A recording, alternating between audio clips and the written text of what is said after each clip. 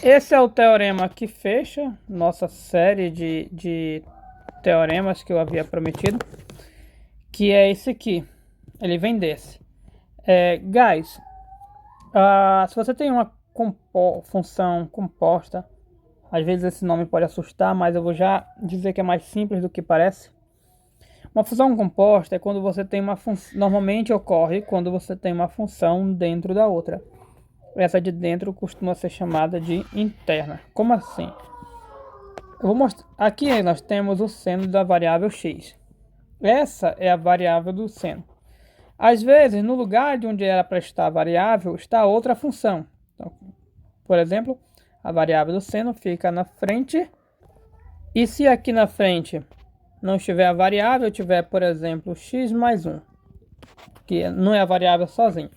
Então, na frente do seno, onde deveria estar a variável, está a variável mais 1, que é uma função. Ou seja, você tem aqui uma função que passa a ser interna do seno. Então aqui eu tenho uma composição de função. Às vezes a gente diz que ela está dentro. X mais 1 é uma função dentro do seno. Outras situações você pode imaginar assim: raiz de x quadrado mais 1. Você percebe que esse x quadrado mais 1 está dentro da raiz. Então ele é uma interna da função raiz. Ok? O que mais? Posso imaginar a nossa função exponencial. A função exponencial, não sei se vocês já prestaram atenção, mas a variável dela costuma ser lá em cima. E muitas vezes, no lugar da variável, está uma função. Tem situação que está a trigonométrica lá em cima. Então, guys, essa trigonométrica nessa situação, lá em cima, ela é a interna da exponencial. Então, a exponencial ela tem uma estrutura diferente, a interna dela fica em cima. Na verdade, muitas funções têm estruturas diferentes de uma para outra. A exponencial, a variável dela costuma ficar em cima, então a interna vai ficar em cima. A raiz, a variável da raiz, costuma ficar aqui dentro da raiz. Meio que dentro, né? Que é debaixo desse tracinho aqui, ó. E a interna também. Todas as trigonométricas e também o LN parece com as trigonométricas nesse caso. Porque todas as trigonométricas e o LN tem a interna fica na frente. É só lembrar daquele exemplo que a gente viu agora há pouco. Olha aqui, ó, onde eu coloquei a variável. Então a variável fica na frente. Tem gente que chama essa parte de trás, mas aí fica a seu critério, chamar de frente e trás. Faz que ele fique aqui, ó, à direita depois, né? Depois. Então, todas as trigonométricas do LN possuem uma estrutura muito parecida, seja seno, cosseno, na frente que vai estar a sua interna ou a sua variável. Ok, guys?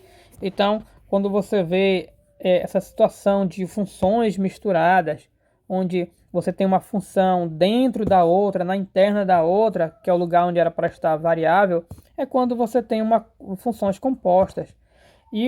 Esse teorema 8, tem um teorema 8, eu convido você a ler aqui ele, mas eu vou passar a interpretação.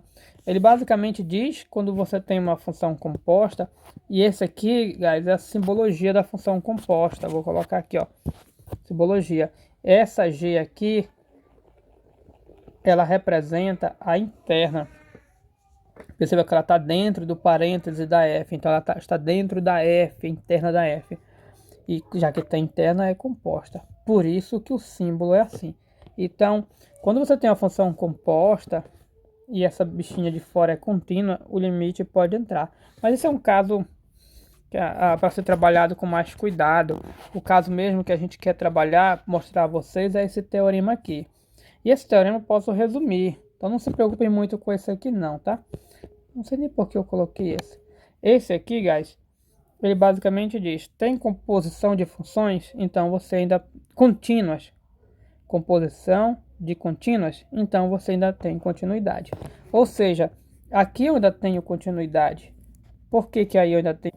Porque aqui é a raiz é contínua, e a interna dela é um polinômio que é contínua, ou seja, continuidade. Aqui eu ainda tenho continuidade, porque exponencial, a interna é trigonométrica, ou seja, é contínua a função mãe e a interna também. Aqui a função mãe é o seno, quem é a interna, x mais 1. Todo mundo aí é contínuo, então eu ainda tenho continuidade. Aí se você parar para pensar, se você olha todo mundo contínuo, tudo é contínuo. Então basicamente continuidade não tem muito segredo. Continuidade tem mais problemas onde? Em domínios, ou então quando a função é te apresentada de maneira por split dividida, de maneira dividida, assim ó.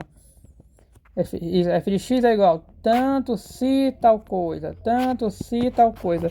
Então, nesses tipos aqui, que a função, quando se apresenta a função assim, a função costuma ter mudanças abruptas.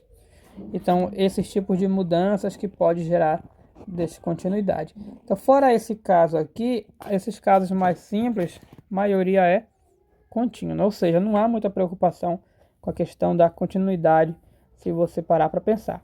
Só que além desses, existem outros tipos de representação de função.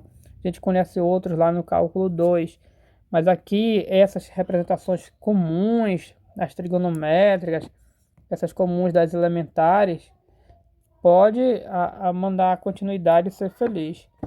Então é isso, guys. O intuito dessa aula, desse vídeo aqui, era mostrar para vocês que as funções conhecidas, a maioria são contínuas. E o que é interessante, né? Quase todas as funções que você conhece provavelmente são contínuas. Mas se eu disser para vocês que existem mais descontínuas do que contínuas, mas isso pode enrolar a cabeça, então deixa quieto. É isso.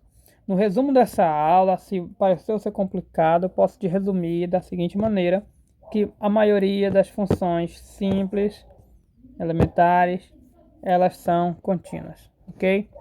Thanks.